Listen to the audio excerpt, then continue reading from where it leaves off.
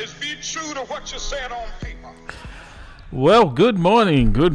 Welcome to At the Round Table with MAMLEO, sponsored by the Cruz Construction Company as well as the Money Store. For all your mortgage needs, give branch manager Cora Holbrook a call at area code 508-345-4726. That's 508-345-4726. Said Cora and Samuel Reimer were in studio last week. Gave a great presentation on a 1031 as well as some other issues if you're looking at a mortgage with the uncertainty in the economy in the world today.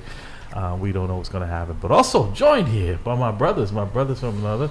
Formerly Rhodes Pierre, he is now speed racing. Watching that on Saturday morning. I said, Dr. Browder, get out the way. Good morning, Brother Rhodes. How are you, sir? Good morning. Beep, beep. Oh, that's right, the Road Runner. That's funny. The Road Runner. Got you, man. Got you. And over there to our right, Beep, beep. is the doctor is in the house. Dr. Bradley is in here. I'm on the kidding, Yeah, Doc. he is a new collard green king. For now, until we taste yours, you know. Well, no, I can't hold a candle to you, brother. No, brother. I can't hold a candle to you. Yeah, my sister's about to probably call in here and tell you, man. Those beans were rocking, man. Listen, now where do you get your greens from? Because that's important too. I get mine from Costco's. Okay. See, I don't have a Costco membership. Get one, brother. Okay. Yeah, it's worth it. They're building one around the corner for me, so I'm That's right. And Sharon, that's right. You're close to That's right. You want to get one, especially if you're going to do meats and anything like that, like a steak. They have the best. Yeah. I don't really eat that much often, but when I'm hosting and my wife want to have steak, and I would actually go to Costco to get it. Okay. See, But it amazes me how I have to cook them now. hey, listen, welcome to my house. I'll tell you, man. I'm struggling with that because a lot of these companies now have removed their DEI programs. Yes. And Costco's is on that list. So. Yeah, I don't think so. Yeah. Costco's one of the ones that kept it, in my understanding is. Oh, okay, I'm hearing It was Target's and Target, Walgreens. Walgreens. Walgreens. So and we don't Walmart. do Walgreens, Walmart. We don't do those. I'm Walmart. I'm not Walgreens. Walmart. Yeah, okay. We don't do Walmart Well, anymore. that's good to know because, like I said, it would be convenient. The only reason because there's not one in close proximity. I know there's one close to you where you live. Yeah, in in Avon. And Yeah. the closest one to me is in Dedham, and usually I have to go down and back. So this one coming in, well, it definitely has me considering getting it. So I definitely would do that. And I want to say hearty good morning to my brother from another, Pastor Hobbs. Good morning, sir. Good morning. Good morning. If you wouldn't mind, sir. Absolutely. Father God, we bless you, we honor you, we give you praise for this day that you've made, and we do choose to rejoice and to be glad in it. We ask you just to bless us, bless this broadcast, bless us as your people.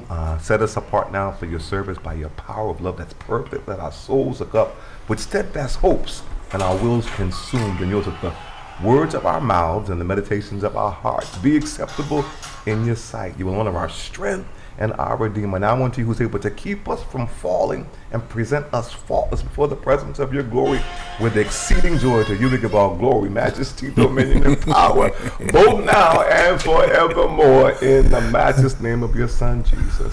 Amen. He was not trying to send you a message. Okay. He was just trying to make sure. He was queuing.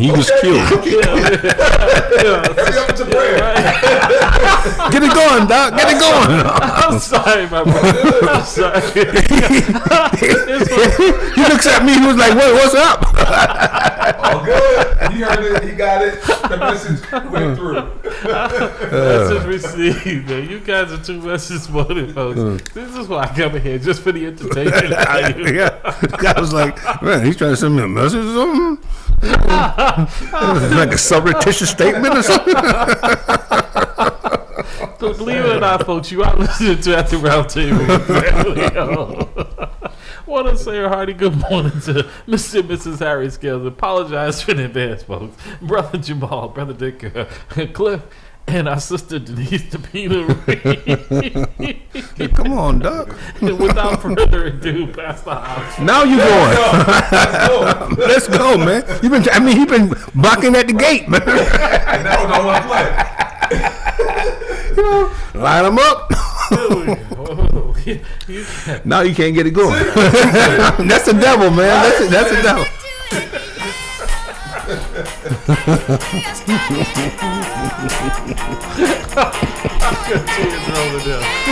Oh man. Brother Bridgeforth, help us out here. Bridgeforth's probably saying, man, why you put me in this? Send us a lifeline, bro. He's like, man, why you put me in? I'm over here in Indiana, dog. Why you doing this to me? Oh, man.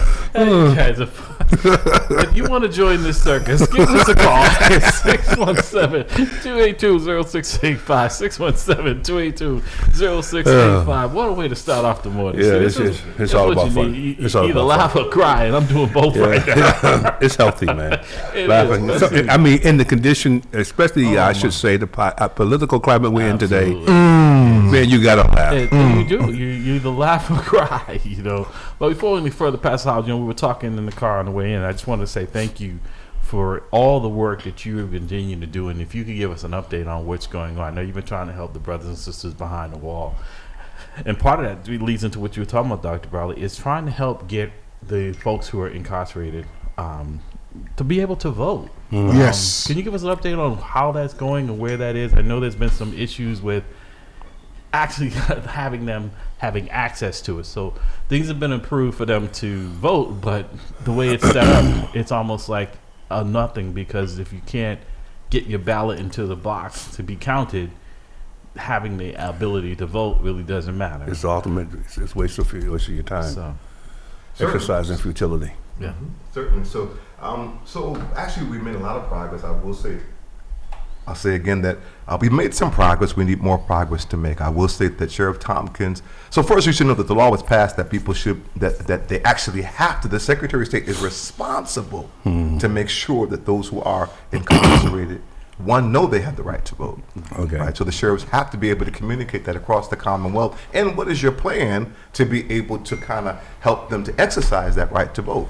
So let's define incarceration. Okay. Because there's different layers. So we're talking about those individuals who are adjudicated and sitting sentence, or those individuals who are waiting for it to be adjudicated, waiting to go to court. We're talking about those who are waiting pretrial, those who are serving misdemeanor sentences. The only people who are excluded are those who are presently serving felony convictions. Okay. Because I think that's where the message get lost. Because we say locked up, you can't vote, and people are like, well, I'm locked up, I can't vote. Well, it depends on what status you're in. Correct. But also, to that point, Dr. Bradley, locked up, it means you really can't vote unless you have access. It doesn't mean that you're not eligible to vote. It means that you don't have access. So the law was put in place, correct me if I'm wrong, to be able, if you meet the criteria of the two, a misdemeanor or waiting for to be tried and convicted of a crime, that you should still have access in the facility to be able to cast your vote, and then it be taken out of the facility and be counted. You haven't lost that right. And that doesn't seem to be executed in a way where people are like, you just can't walk out of it. If you put a ballot box in the hall downstairs, like, you can't just have access. They don't have free access to that. So if you put it where people can't put their vote, cast their vote, then it makes no sense. But also explaining to them that some people in there don't know whether or not their sentence is a felony or misdemeanor. So they could cast a vote and ended up having more trouble for themselves. So who does that serve best?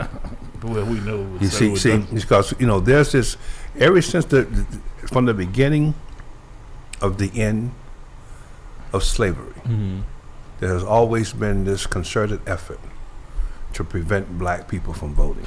There's always been this effort to suppress the vote, especially among black people. And so this is just a outcome of that effort, using the criminal justice system, the new plantation, as a vehicle to prevent people from voting. And you send them mixed messages, which is why I asked the question, what is the status? In addition to that, my personal opinion, this is Dr. Bradley speaking, my adjudication and conviction of a crime, in my opinion, should not X out my citizen right. in my opinion. I will further agree, push on that point that you know how they say cruel and unusual punishment. That is like, again, like when is the punishment over? Yeah, exactly.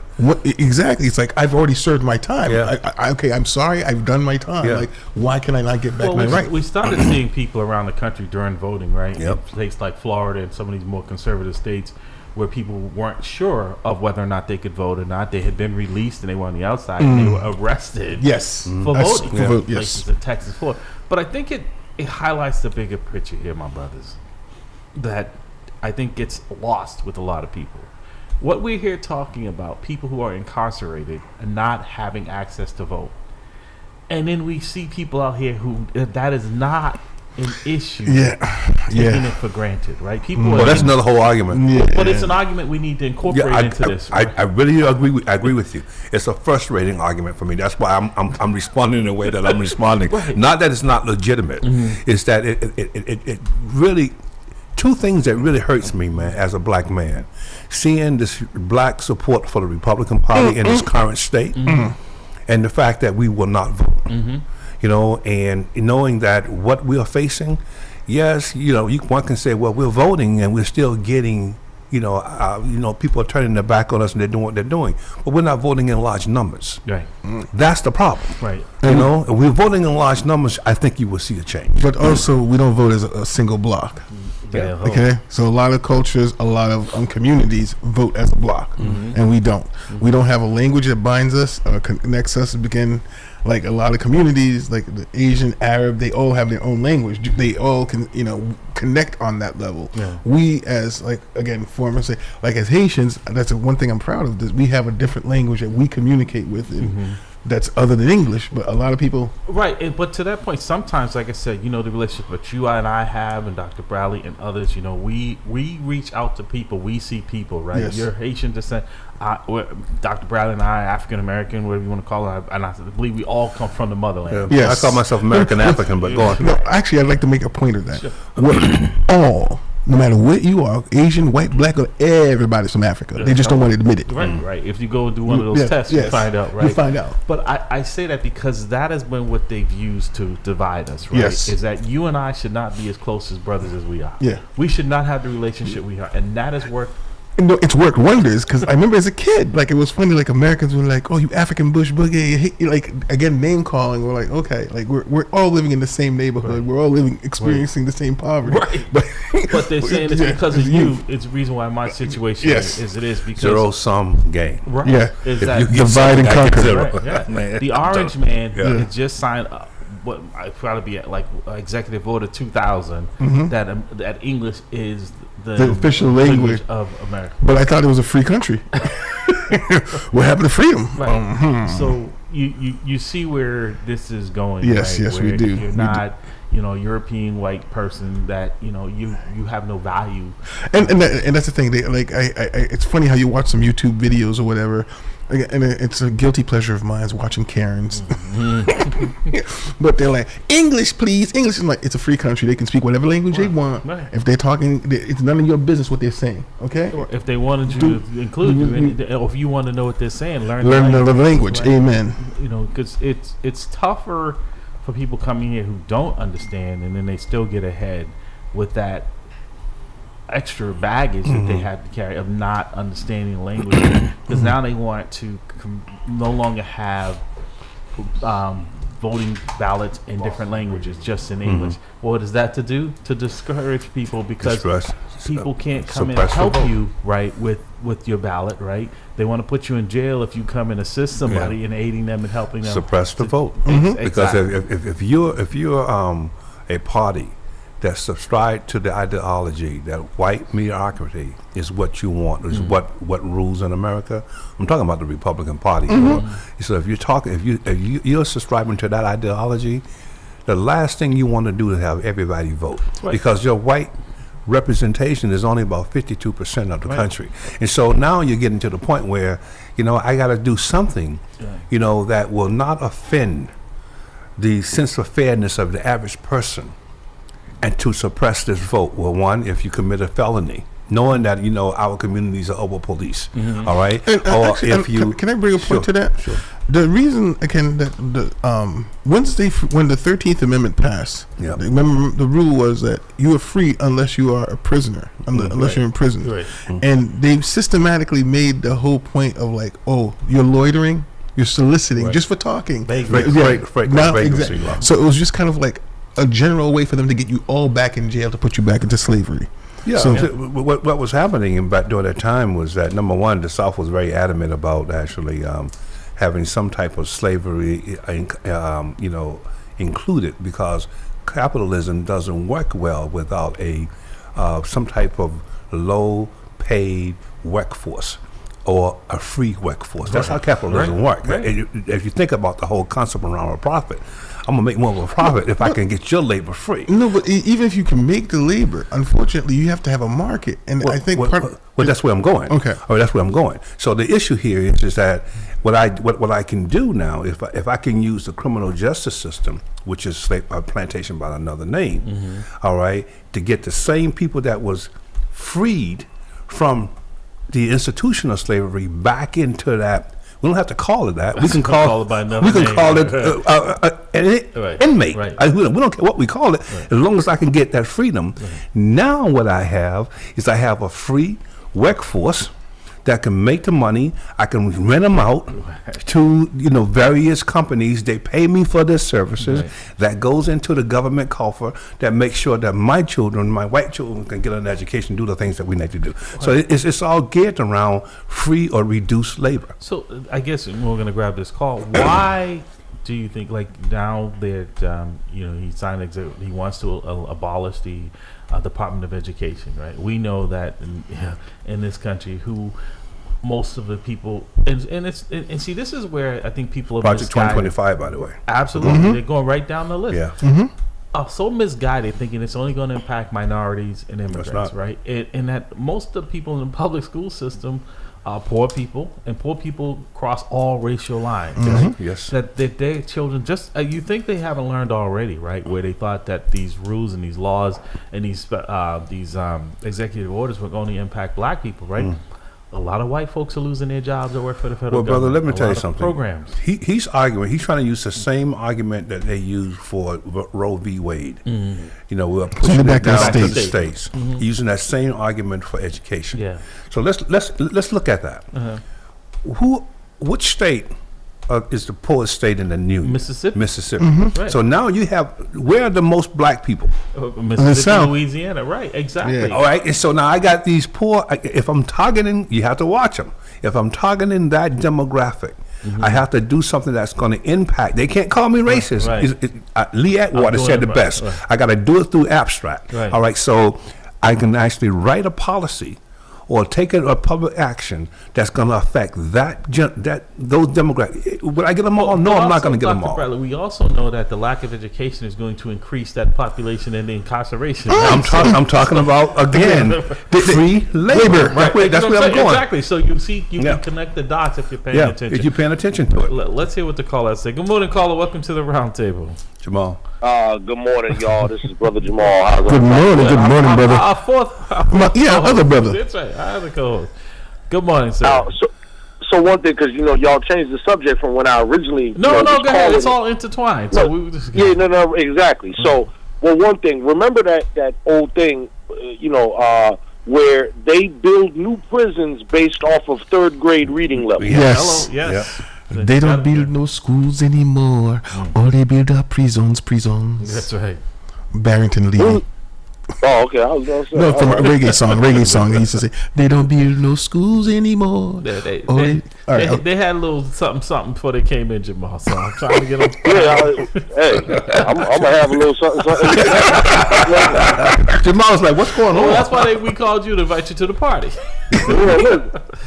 But now here's what I really called in for, because I found this interesting. So with all the media now about Josh Kraft making an announcement and challenger for Wu. Oh, and I also want to talk about how y'all thought the Wu did at the thing. Congressional hearing. Yeah, and spoiler, I think she held her own. Whether people agree or disagree, I do she too. ain't no punk. Yeah. I'm gonna say that. But when I see when I saw this thing in the Globe about Kraft and Michelle Wu, it was around like the black vote, or what? Well, one was about the black vote, and then another said was just about the recent polls. And in the one with the recent polls, they didn't even list black people as a group that they polled. Mm-hmm. They only cited the white vote, and they cited the Asian vote, and they cited the Latino vote. And what did those numbers look like? I can't call it right now, but you know, if somebody wanted to pull it up in the background right quick, you could see it's like the latest poll results. But you know, what have you? My point is that I've been telling people about this, what I call the myth of the black vote.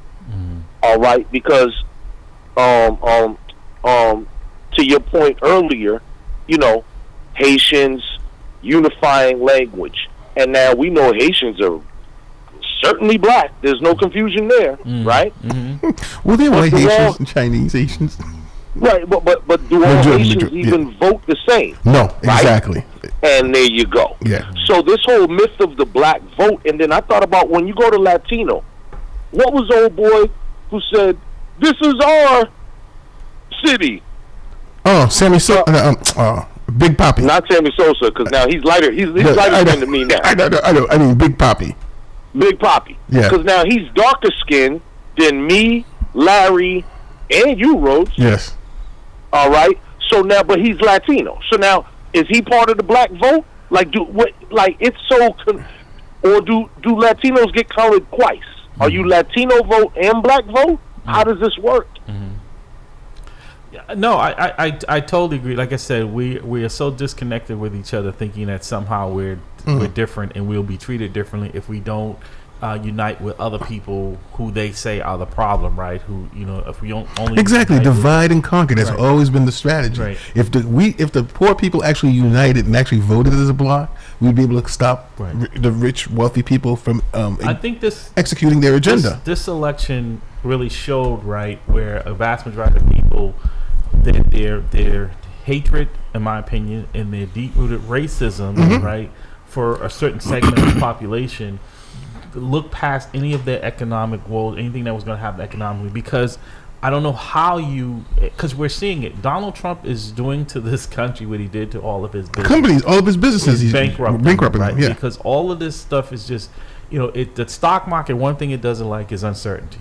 And the same thing with most people with their jobs. So if you're someone who worked for the federal government, or even if you have a job and you don't know what things are going to cost next month, because 5 minutes from now, you know, he's got his temper tantrum and I'm putting tariffs on Canada, and then I'm not putting tariffs on Canada and Mexico 10 minutes later because they push back, and then, oh, it's on again. Now this morning I hear it's on again, right? And I say all this because now I have to factor, if you're talking about doing this next week or in the next 5 minutes, what are those eggs already expensive, right? And all the things we get from Mexico. As a matter of fact, I don't know if you guys have saw it in Canada now. They've had enough of this, and I'm so proud of our Canadian brothers and sisters, right? They're saying, look, come on, because the only thing a bully understands is a punch in the mouth. If you go to Canada in certain parts there, now what do they call them in Canada? Because you lived in Canada. What do they call the segments? Because I know the guy. Provinces, yeah. Right. In certain provinces, they were showing them they had to take all of the alcohol, the Kentucky bourbon, yes, and all of that is taken. All off the the American, you can't even buy American alcohol in certain anymore. provinces, and they're saying we've had enough of this back and forth. We'll show you with our dollar, and the people in their country are supporting it, saying, hey, we have nothing against American citizens, but if y'all want to put up with this clown show and this clown as your representative, this is what you're going to get. Amen. You know, so you don't import your stuff. As a matter of fact, what you have here, you cannot sell. They can't even sell out, Jamal, what they have already. Well, not for nothing, too. And this is funny, because when I saw that, I thought, like, how deep does it go? Because this is almost like what I see in our, quote-unquote, the black community. We boycott, you know, what I'm going to say, we boycott half behinds. And I'll never forget when I was a kid in college and everybody was upset about apartheid and, you know, boycotted Coca-Cola, right? And then I had to break the news to people. Well, you know, Fanta grape soda is a Coca-Cola company, right? It's a Coca-Cola product. Matter of fact, Then it got real different. Yeah. Right. Even like Pepsi now.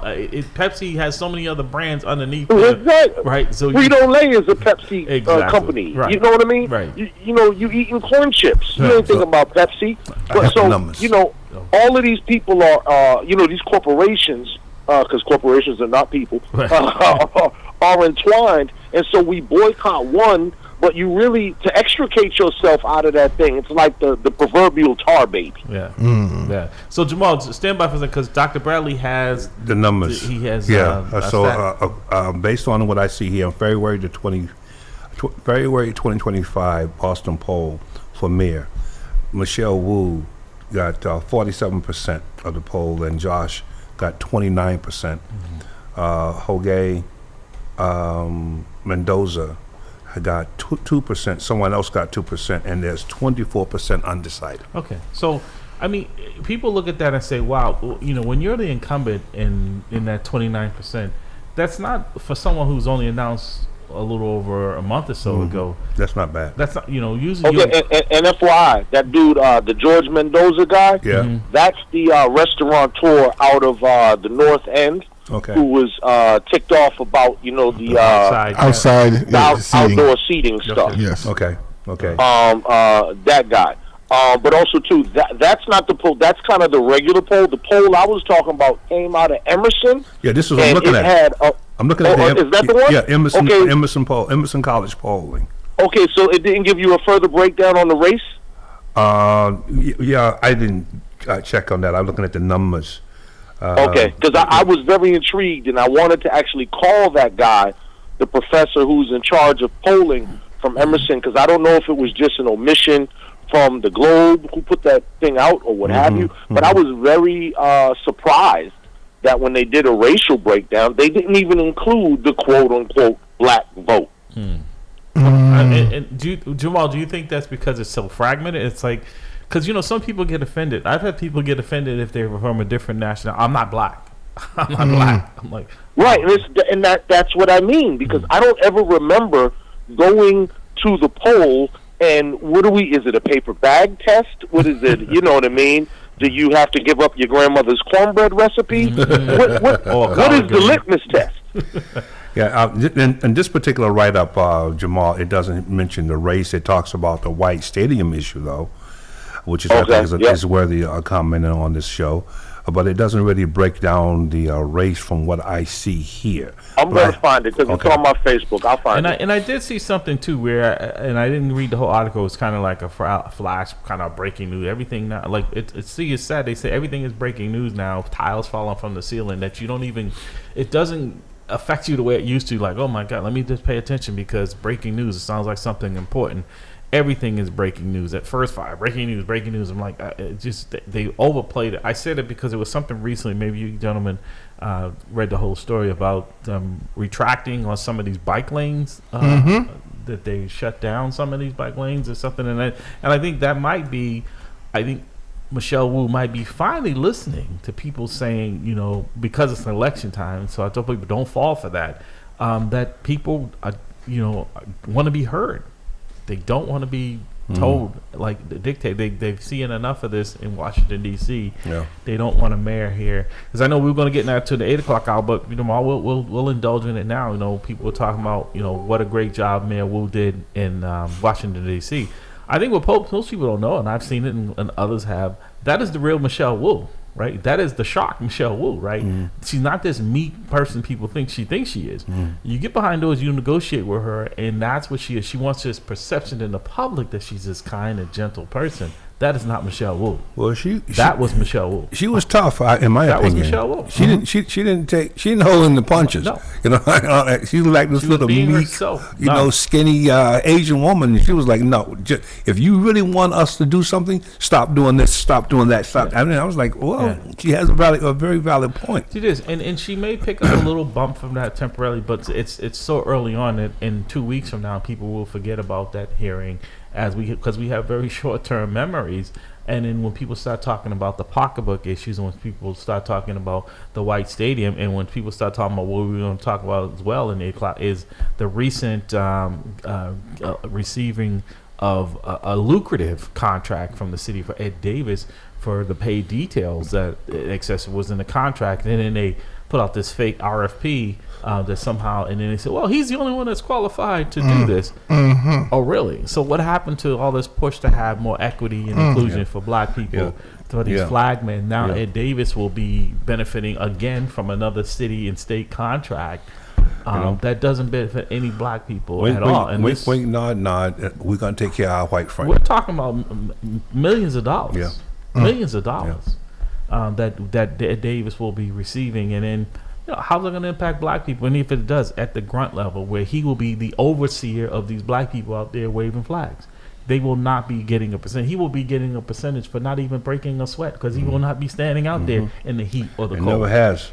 Exactly. So Trust me. that's again, I blame that on the city councilors and also on the mayor, because this really was a no bid contract that was awarded to Ed Davis. Yeah, they wrote it just for him. Yes. Right. They knew exactly what they The who criteria. They wanted. They knew so when they wrote the RFP, they structured 3 years, so only he can do right. it What black person has 3 years experience as a commissioner. Right. Exactly. Come on, man. It is what it is. And, right. He was able to put everything in place, and then they just handed it to him on a silver platter. So I think she may get a temporary bump, Jamal, from her performance down there. But that was the real Michelle Wu, and that's what people see who push back against her. So which they were getting is what anyone who she thinks is not going in her direction, who is not abiding by what she wants, gets. So let me just speak to this, because I just want to be clear. Mm-hmm. I am not a Wu defender. No, I'm not saying you are. No, that's not. No. I want the public. I'm saying whoever's listening to this broadcast. I want people to know in general. I am not a Wu defender nor a detractor. Mm-hmm. I am not a Josh Kraft defender nor detractor. I am a regular guy. I am a black African man from Roxbury, right?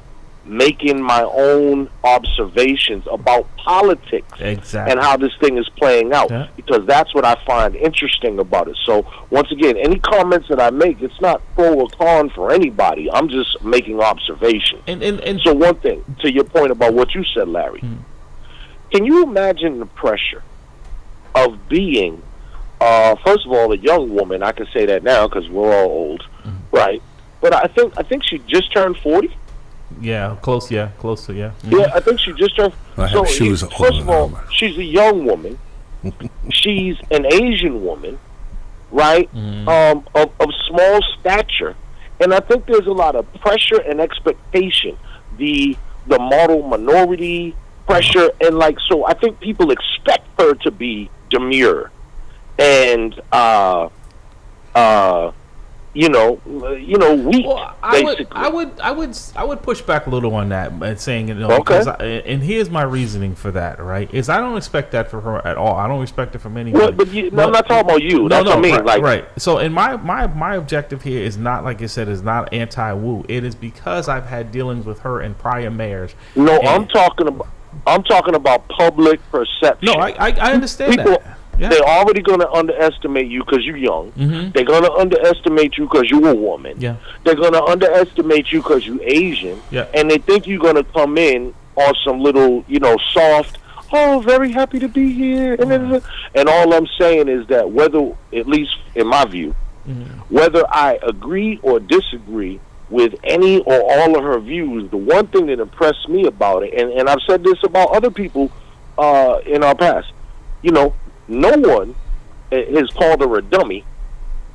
As my grandmother would say, she's a sharp cookie. No, I don't disagree. Now, I'm not here, and I know that's not how you're taking it. I'm not insulting her. This ain't really for you. This is for the general public, and I'm hoping other people call in. Right? Yeah, no, absolutely.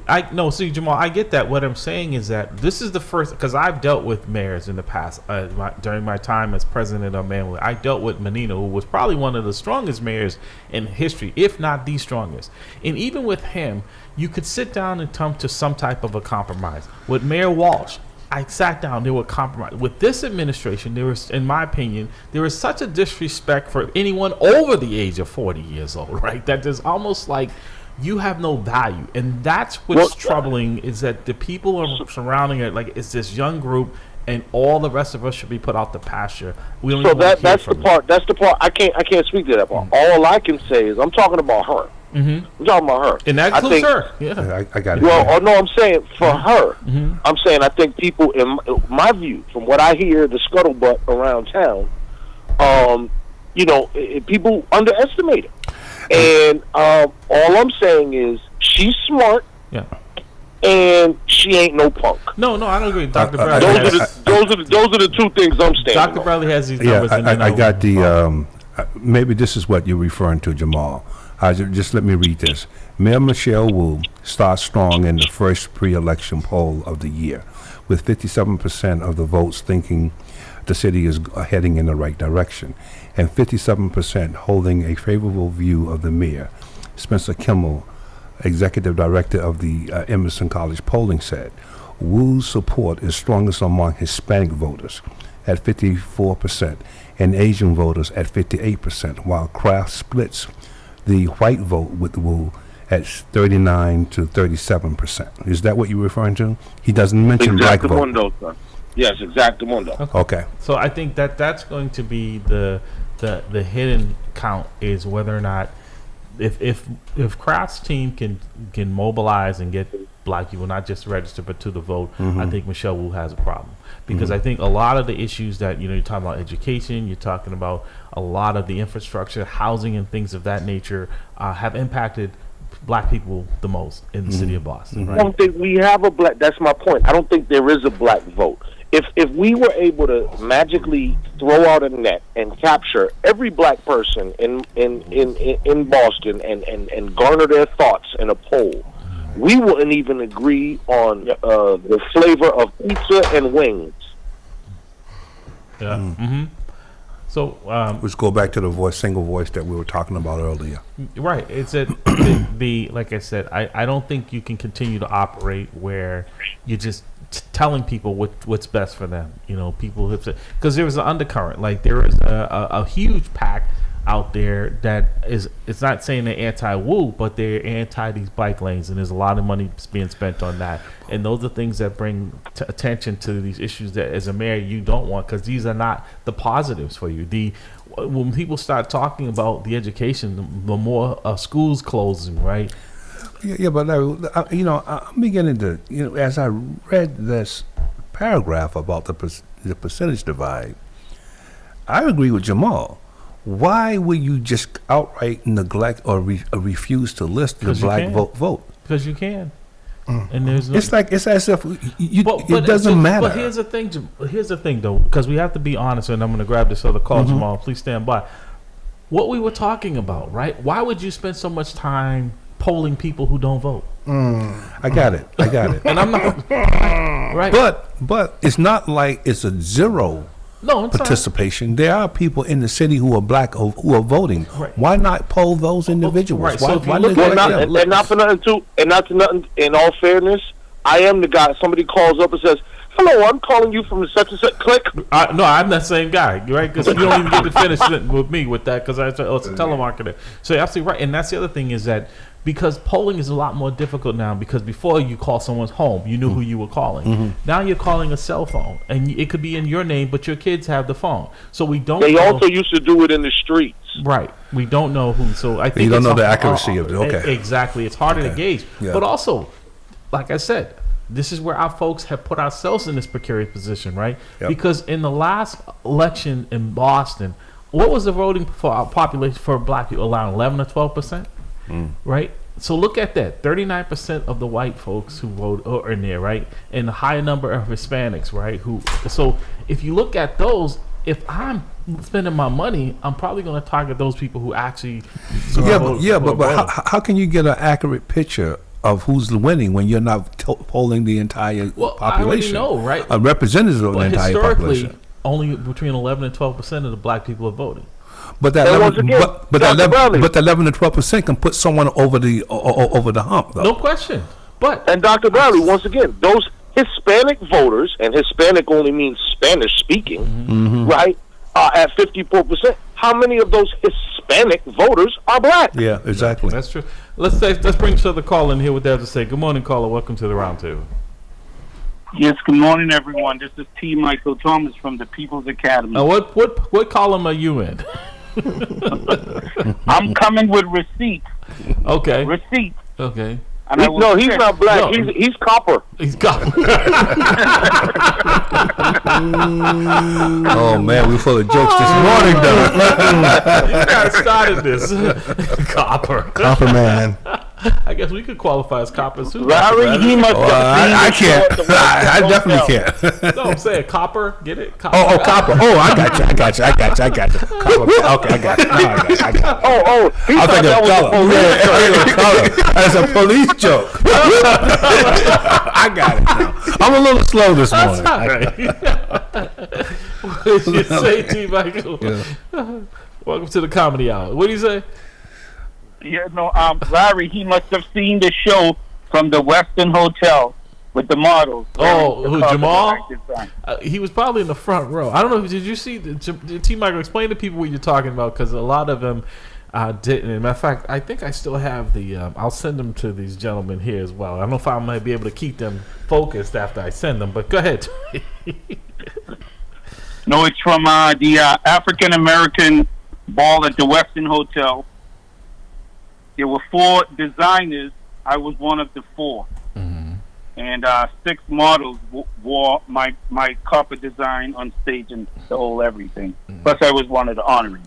But no, the purpose of my call, I have receipts, and I challenge everyone and anyone in City Hall, State House, White House. Michelle Wu is willfully, deliberately, maliciously enabling unlawful activities against T. Michael Thomas and the People's Academy. I have my receipts. So when they sit in D.C. and the State House and the White House and do all of their speeches, I would love to sit with them publicly with my receipts and challenge everything that they're about. That's the purpose of my call. Okay.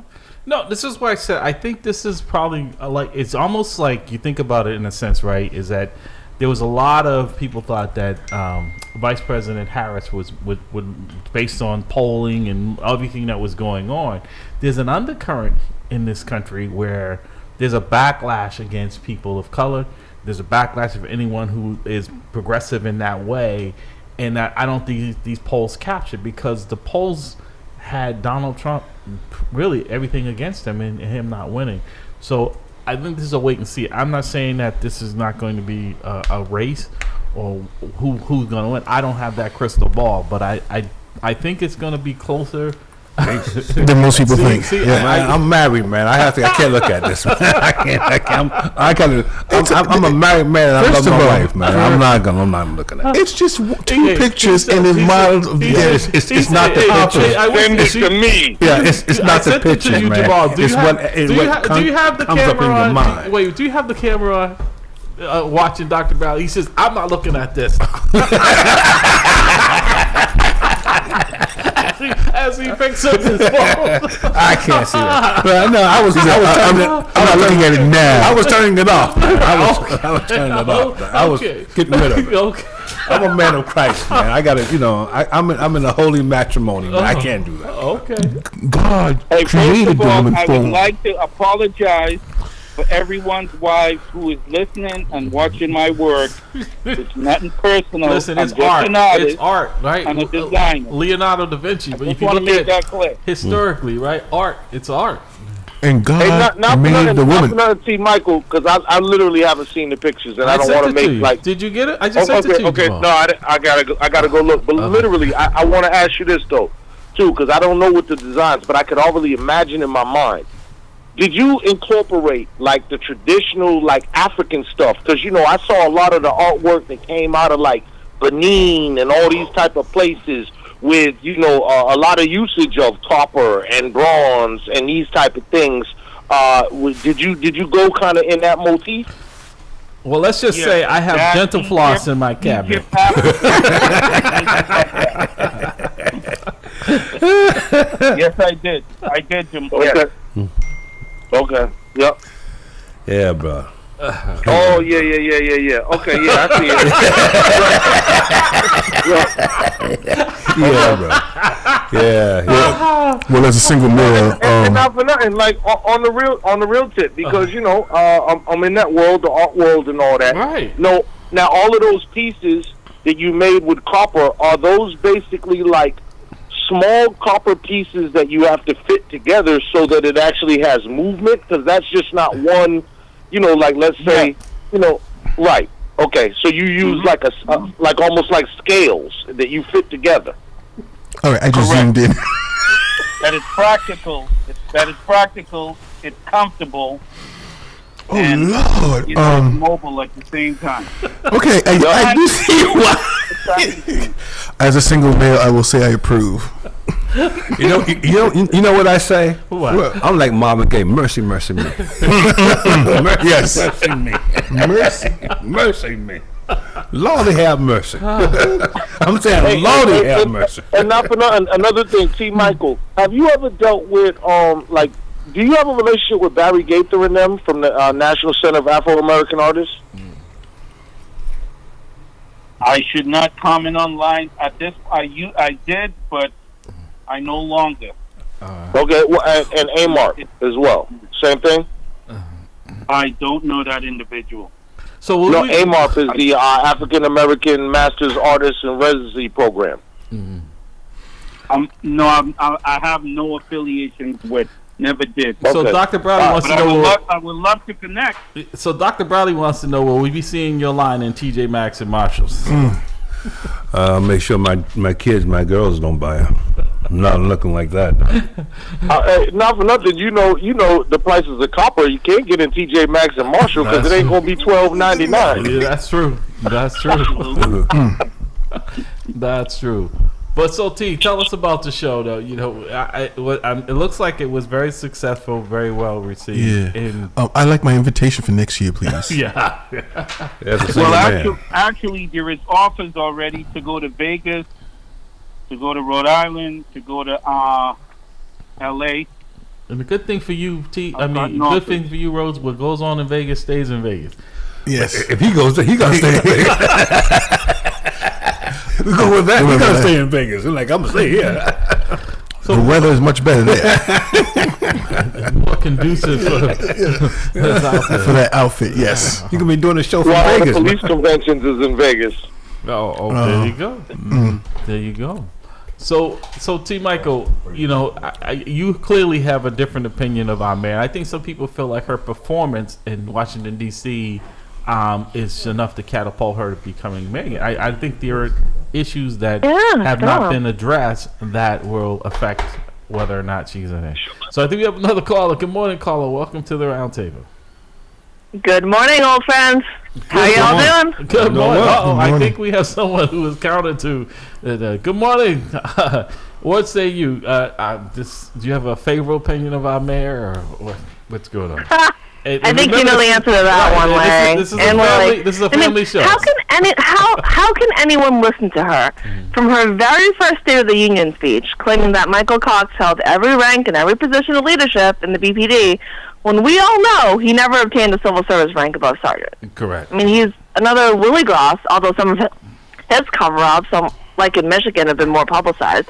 And how do people, when it's that obvious that she lied, it's just a whopper of a resume embellishment. She knows it's untrue. We know it's untrue, and she does it right out in the public. But here's the thing, though. Jamal- The lies can catapult you to become the president. Exactly. I was just about to say So that. actually, the truth is not fashionable exactly. these days. It's like telling a lie will get you reelected. Yeah, we'll get you reelected. We'll get you promotions. We'll get you more money.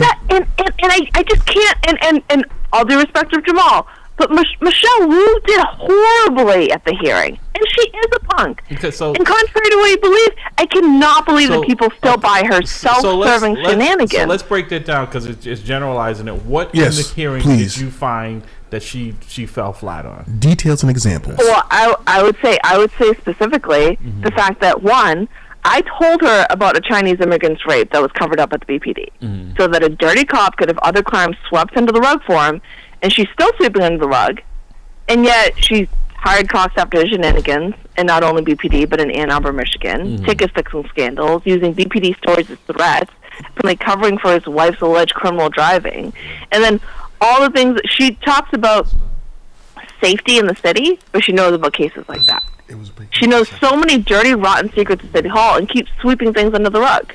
Dirty employees from City Hall to BPD and around. And it's... Well, they took also, there was a recent shooting in Boston here at the Chick-fil-A on Boylston Street in which an off-duty police officer intervened in that. And I don't have all the details on that, but I know there's been a lot of backlash against her and Commissioner Cox for offering condolences to the victim's family and for him being shot by the officer. We don't have all the details. Some people felt like they got out ahead of it. By ahead of the skis on it. Huh? Yeah, by making those statements. And there's been a lot of backlash in the public regarding that. Is that, during the George Floyd era, everyone was apologizing for things, and now it doesn't seem to be as favorable. Not during the Trump administration. Matter of fact, they took and ran with that, because they had already been videos that were put out by the Comey, who was the chair of the committee that was here held in this. It was a farce, in my opinion, with these city. But I think what gets missed on that is not just Michelle Wu, but Mayor Adams from New York City. Well, he's a joke. In his he's a poor excuse for a cop. Hostage.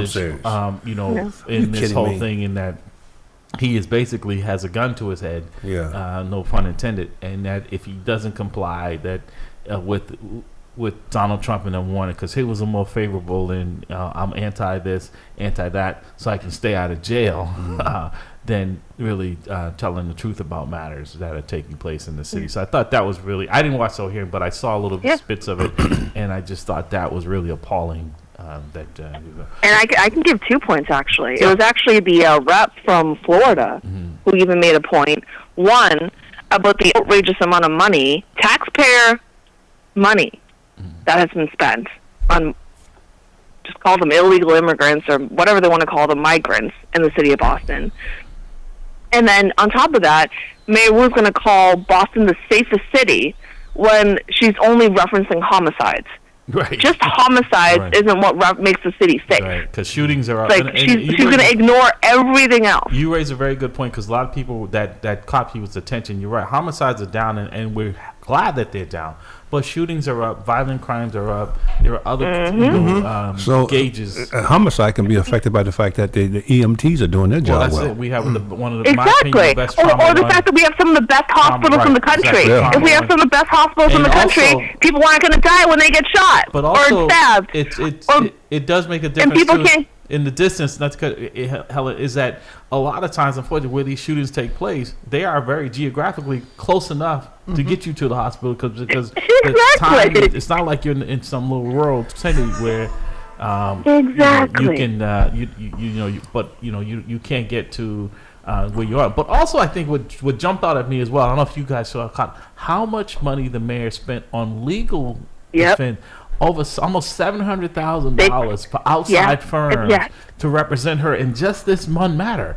I'm like, that to when me we have in-house legal counsel, there's plenty of in-house legal lawyers she hired. What? None of them are good enough to spend over $650,000 on? Every agency in the city pretty much has a legal team. Counsel. Yeah. What are we paying them for if we have people we have to go to outside counsel and the mayor herself is an attorney? So that jumped out at me. Go ahead, Jamal. It's favoritism. It's like a free future job for her. Because this is a big thing that's like swimming around right now. To my understanding, we got 2 minutes, folks. 2 minutes. Yeah, I don't know. We're gonna hold it over. But so I'm saying, to my understanding, the congressional, like when they call you to a hearing, they say you have to show up with this and that, and we want these records from 2015 to here and there, whatever. So from what I understood, that legal team was hired to satisfy the demands of the congressional thing. That's all I know. There's a pre-existing function within the city of Boston that handles that. It's called public records. Amen. You already have a pre-existing department or agency that already handles. If essentially the only thing is about records request.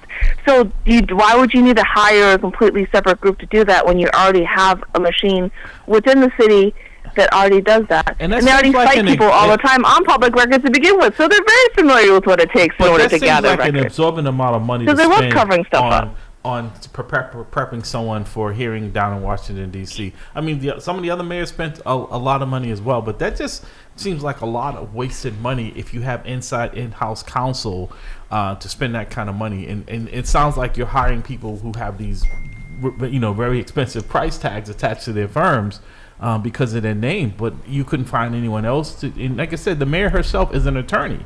So it's not like someone what I who's found not out is familiar. that I should have listened to my mama when she told me I should have been a lawyer. Yes, absolutely. At those prices, I mean, because I don't know what $700,000, and when you're talking about a city that is raising taxes and stuff, where do you think that's a good expenditure of the taxpayers' money to go down there and say what she did? I don't know what the preparation was. That it cost $700,000 to prepare a speech. Larry, can I jump in for a quick second? Yeah, go ahead. We got about Because I know 30 you're at the seconds. top Go of ahead. the hour. Yep. Yes, what I wanted to say is, coming from the People's Academy, that was created and designed for people that lived in Boston, both here, and paid taxes here. The construction industry is $1 billion industry, an extra $61 billion in infrastructure, and the mayor wholeheartedly said, I am not supporting the People's Academy financially.